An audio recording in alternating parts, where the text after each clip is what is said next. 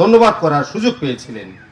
অপ্রভুগো, আমরা বিশ্বাস করি আজও তোমার শক্তি, আজও তোমার পরাক্রম এই পৃথিবীতে কাজ করে চলেছে। আমরা যারা পালক হিসাবে আছি, রেভারেন্ড হিসেবে আছি, আমরা যাদের জন্য প্রার্থনা করে চলেছি তাদেরকে আমরা সুস্থতা আমরা দেখতে পাচ্ছি। তাই প্রভু, আমরা বিশ্বাস করি যাদের নাম উচ্চারিত হয়েছে সেই ভাই এবং বোনদেরকে তোমার কাছে আরেকটি বার রাখি, তুমি তাদেরকে স্পর্শ করো।